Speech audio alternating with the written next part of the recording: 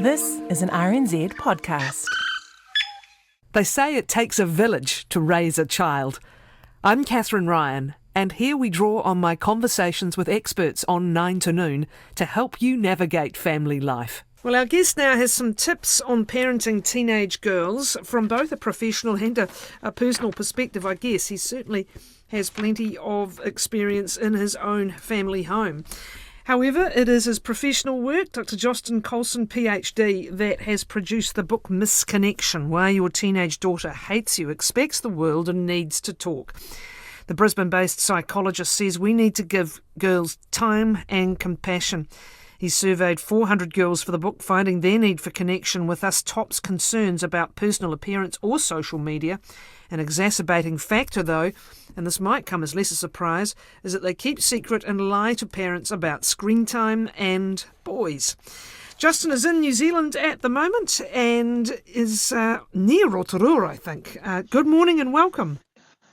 Mission Bay, but on my way to Rotorua via Cathedral Cove. We're really doing our best to experience, the best of the North Island at the moment. You've taken some time out on a very beautiful roadie trip, so thanks very much for that. Do you have 6 daughters with you at the moment, by the way?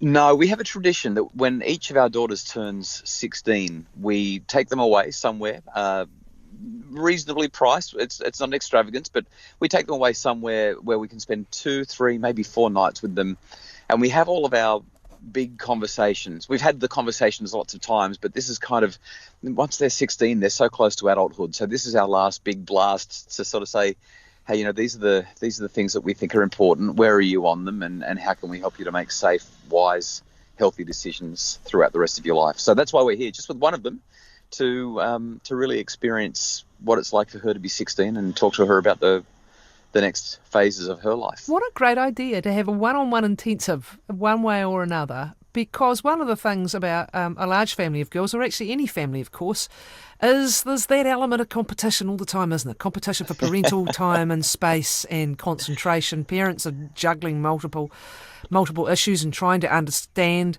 what's happening in their kids' heads. So that's a lovely thing to do straight off the bat, isn't it? Just somehow make and find the time to get away, just with one. Yeah. I mean, with 6 kids, we recognised that it was just crucial that our children get to have those one-on-one experiences, and this is one way that we do that. We have a handful of other things that we do, but this is one tradition that the children, they look forward to it. My 12-year-old just said, I can't wait, only 4 more years and I get to do this, as she watched us leave. She was so excited about it. So, there's that anticipation, that hope, that optimism, that looking forward to the good things to come, which is so important for our children's well-being. How many young teens did you talk to? I think it was something like 400 teen girls that you spoke to as part of this, teen girls and young women. What else did you do to prepare yourself for a really deep dive into the experience of this time of life? It was funny when my publisher, HarperCollins and ABC Books in Australia, came to me and said, we think you should write a book about teenage girls. You've got 6 daughters. You must have something to contribute to this conversation. I laughed and I said, I have the same struggles with my teenage girls that I'm sure anybody does. And it's been a long time since I was a teenager and I've never been a girl. This is going to be tricky. And so I really sat down with a handful of parents, a handful of people that I really look to for advice, and even with my own kids, and just said, what are the questions that we really need to be asking? Like, what do parents really want to know? What do children actually really want their parents to ask? And also, what do they not want them to ask? And that kind of became the basis of where the questionnaire and the survey and the interviews and focus groups kind of went. I talked to psychologists, I talked to school principals and counsellors and police and all sorts of people to really get to the guts of what is really happening for our teenage daughters today. And they were remarkably candid. You start with parents, though. In the first couple of chapters, we're talking about what parents are feeling and what their questions are. And before we talk about what your daughters need, what is it that you're experiencing at this stage of parenting? Me personally, or what is it that parents are experiencing? Parents are. Yes, parents. Yeah. So I think one of the biggest things that came out in my interviews with parents particularly was I love this child so much. I want the very best for her. But I just want to keep holding her close because she's only 13 or she's only 15 or she's only 17. She's still just so little and I don't want to let her go. And yet I want her to spread her wings. I want her to fly. It's just that every time she gets that opportunity to do it, I want to rein her back in and pull her close again, hold her, keep her safe, know where she is, protect her, all that sort of thing. So there's quite a dramatic tension that a lot of parents identified where as much as they might say to their friends in moments of anguish, oh, for goodness sakes, I wish she'd just move out and leave me alone already. Most parents really don't want that to happen. They want to stay closely connected to their daughters. And ironically, the daughters have said the same thing about their parents. As much as my parents frustrate me, as much as they're driving me crazy, I just want to stay connected and close. So there's this tension of them needing to move into independence and autonomy. You talk about that as one of the key needs that they have. There's this tension between that and also still needing the connection. And is a lot of parenting at this age and stage working out where that boundary lies and how to give effect to two things that are almost at odds. And that boundary kind of changes maybe on a day-to-day or even an hour-to-hour basis. We feel like we're close. We feel like the connection is just right. And all of a sudden our teenager turns around and rolls their eyes at us or gives us some attitude or says, would you just mind your own business or stop telling me what to do? And we think, well, hang on, I thought that we'd just negotiated this boundary and I thought I was welcome. and you know, it's so hard. Our best efforts to connect often miss, and theirs do too. That's ultimately why I called the book Misconnection. So it's dynamic, isn't it? It's not a yes, as you say, we've got this sorted and this is the strategy for now. It's actually an instinctive response in some ways to almost every situation. Which way should I go here? Because they often send you a signal too that's possibly the opposite of what they actually want. Yeah. If parenting was a GPS unit, it would constantly be saying reorienting, reschedule, recalibrating, because that's kind of what parenting is. We have to shift constantly. It's so vital that we are attuned to our children. And you know what our girls said to me consistently was, it's really hard to talk to my parents about stuff. I tend not to talk to them because when I do, they just tell me what to do, or they become autobiographical. They start saying, oh, look, when I was a kid, we didn't have to deal with this. And why can't it just be like when I was a kid? Or they become dismissive and they say, oh, come on, you'll be right. Harden up. Get over it. It's not that bad. And so girls are sort of saying, I want to connect. I want to be attuned. But every time I try, I feel like we miss in our connection. So just listening and whatever you may think of what you're hearing, just letting it be said and received is the first. Yeah, I think I know we started talking about parent needs, but the number one child need, number one teenage girl need is listen. In fact, the girls' voices are really prominent throughout the book because I don't think that I should be speaking for them. I wanted to give them a voice, and one of the girls that I quoted directly essentially said, I just need you to listen when I talk to you. I just need you to listen. Don't say anything, just listen. And I thought, isn't it profound? You can hear the yearning, you can hear the pleading. I feel like we're connected best when I know that you're understanding me rather than just telling me what to do again. Acknowledgement and validation of what they're thinking and what they're feeling, whatever your opinion of it. Just before we leave the parents, though, because I think this is related, you also ask parents why they're parenting, which seems an unusual question. But your purpose of doing that is what? For them to look at their own motives, their own reactions in certain situations? What are you asking when you ask a parent why they're parenting? I think it's about going a little deeper than normal. And I didn't realize this until after I'd written that section of the chapter that you're referring to. There's a kind of a leadership guru out there by the name of Simon Sinek. And somebody pointed it out to me when they read a draft. They said, well, he's written a whole book about how we need to start with why. And I thought, isn't that appropriate? You know, when I say to parents, why do you parent? They usually stare at me blankly, like, because I have to, or because I've got kids and the police will take them away from me if I don't parent them. And to me, I think that's a really low bar. I'm interested in why we parent, because that why will establish the way we respond to the challenges that our teenage girls present us with. If we're doing it because we have to, we're more likely to just roll our eyes and say, oh, for goodness sakes, figure it out for yourself. Could you stop bothering me? I'm trying to watch this TV program. I'm trying to get a new high score on Candy Crush. I've got to get this email out. I've got to cook dinner. Leave me alone and figure it out. If our why is because I have to, we're less likely to invest in a way that is going to grow a resilient, thriving, flourishing teenager. But if our why is because we want to help our child experience fulfillment, or if our why is because we want to grow a daughter into a contributing member of a vibrant and flourishing society, what that means is that when they come to us with challenges, or when they come to us being challenging, we're going to respond to that challenge in a very different way. Our why will drive us to be patient, to be compassionate, to listen and understand, to be attuned.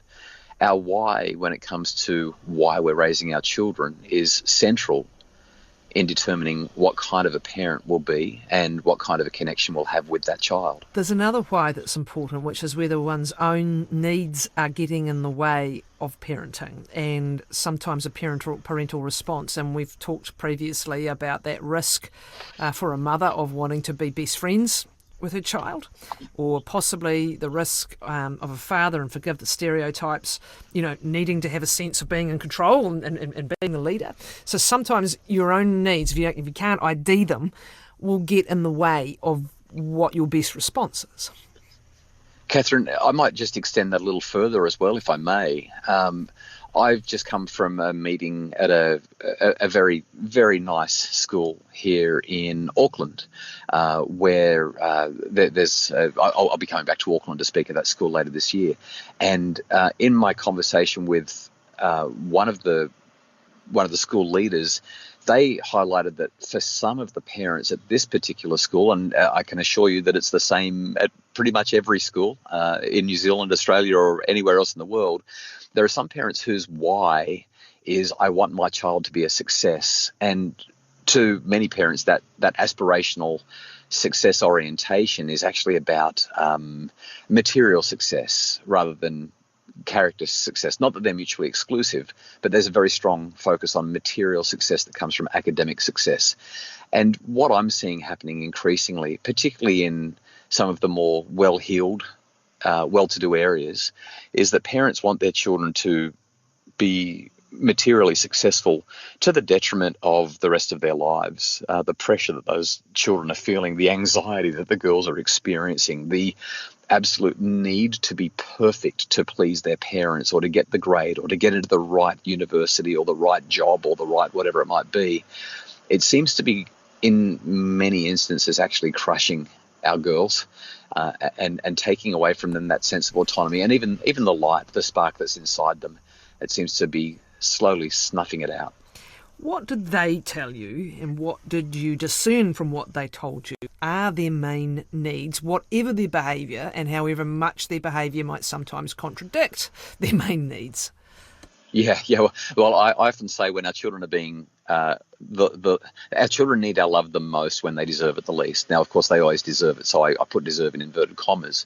But our children absolutely need our love at the times where they're being the most challenging, the time when we're least likely to give it. We withhold it, and that's not healthy or helpful for them. They've identified very clearly in their conversations with me that they're number one. And it made me weep as I was typing it into the computer to write the chapter. Their number one need is not just to connect. That's part of it, but at a deeper and more fundamental level. I remember one girl said, "I just want to know that you're proud of me. I just want to know that if you had a choice between me and a fancy lifestyle, or me and $1 million, or me and this, or me and that, I need to know that you'd choose me." There's this deep-seated, I think that it's biological. I think that it's an undeniable, real thing that we're born with, to be connected and to feel worthy, to feel like I matter, to feel like I belong. And that goes deeper than just mere connection. The sense of belonging. That's what they told me so clearly, both explicitly and implicitly in so much of their feedback. There's also the autonomy, though, and this again, when we're balancing these two things, and we talk about that word boundaries between freedom to go and explore, freedom to push, freedom to become who you want to become, but also setting boundaries that for what purpose? When you are setting boundaries, it's to what ends? I know, and some parents, most parents will come to me and say, I'm really struggling with boundaries with my daughter. So the second most important need that they have, frankly, outside of that relatedness, belonging, mattering, are you proud of me need, is I have a need for autonomy. I want to make my own decisions. I want to be the volitional agent in my life. And they really do push against us. I've got a phrase that I use consistently throughout the book, and that is that force creates resistance. And the more forceful we become, in fact, one girl said, and I quote, the stricter the parent, the sneakier the child. Stay woke.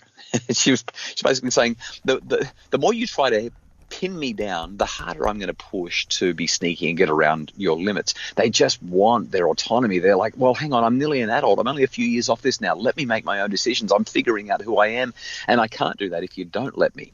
So in one of the chapters, I talk really carefully about how we can set boundaries and limits with, and sometimes even for, our teenage daughters in a way that is supportive of their desire for autonomy, their desire to make decisions for themselves. I might run through this little model with you. It'll just take a moment, and it's sublime in its simplicity once we understand it. I call it the 3 E's of effective discipline. And what I suggest, Kathryn, is this. The first thing that we do is when our child is being challenging or struggling with something or needs a little bit of extra attention from us about an issue, we explore. And the best way that I can describe this is that we need to get curious, not furious.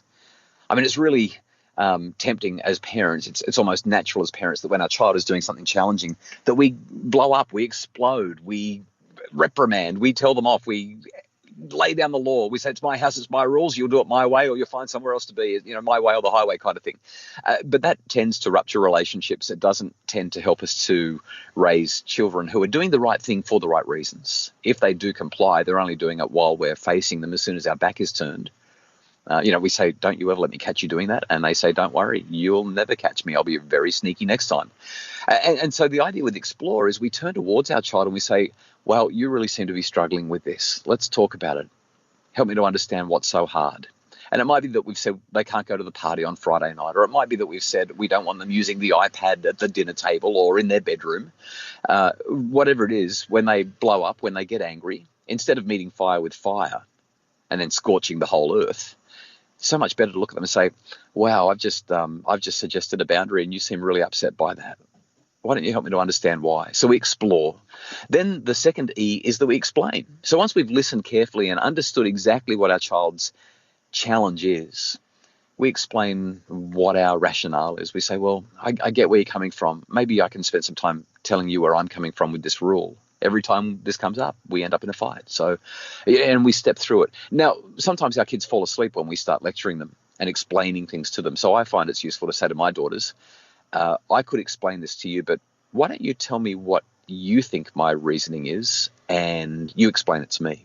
Either way, we want their brain moving. And so we get them to explore and then explain. And then the final E is that we empower. That is, we say, okay, you get where I'm coming from. I get where you're coming from. And then we ask one of two questions. We say, where do we go from here? Or how can I help? You see, our role as parents, especially in the teenage years, is not to position ourselves as the enemy of our children. It's to position ourselves as their ally. And we do that best by exploring their world, explaining why we have the boundary in place or why we want to set a boundary, and then empowering them to come up with safe, healthy, wise decisions for themselves. What do you do if there is direct and deliberate defiance and repeated defiance, and what's driving that? Yeah, well, it could be any number of things. Sometimes it's something that's going wrong at school. Sometimes it could be a friendship hassle. Sometimes it could just be their increasing quest for autonomy. What I typically find is that when kids are being defiant, though, there is an unmet need. And we sometimes need to explore and explore deeply. I had an experience recently with one of my children. She was being breathtakingly defiant. And it's a sensitive issue that I'm going to raise, but nevertheless, this is part of real life and raising daughters. She was experiencing her first period. She didn't know what to expect. Well, she knew what to expect, but it wasn't like she had expected it would be. And it took me 10 or 15 minutes of poking and prodding before she finally revealed that to me. And I called out to Mum, and Mum and I sat down and we had a chat with her, and everything calmed itself down. It could be any number of things, and our job is to investigate sensitively and delicately. You don't do heart surgery with sledgehammers. What is it these girls told you? They talked about subterfuges and lies and some details to you, and what was some of the insights you've got about that you can share with people? In terms of insights, I guess the first insight is that our daughters will deceive us if they feel like they're going to get in trouble. And so I think that as parents of teenage daughters, we need to make a point of letting our kids know, I'm not interested in getting you in trouble. I'm interested in working with you and helping you and figuring things out. That's my goal. That's my mission here. I don't ever want to get you in trouble. I just want to work things out with you. That helps them to feel safe, and it positions us as an ally rather than an enemy. I mean, they're lying about their device usage, for example. So one of the most common things that they lie about is what they're doing on their devices, how many Instagram accounts they've got, how much time they're spending on TikTok or Snapchat. They're lying about their boyfriend. Their boyfriend may not be in their phone under his name. Their boyfriend might be in their phone under the name Cassie or Bree or Jemima. They'll put their boyfriend's name under a girl's name. And the reason that they're doing this is because they think they're going to get in trouble.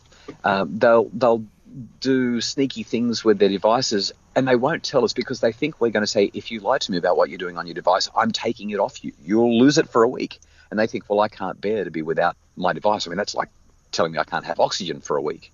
And so they lie.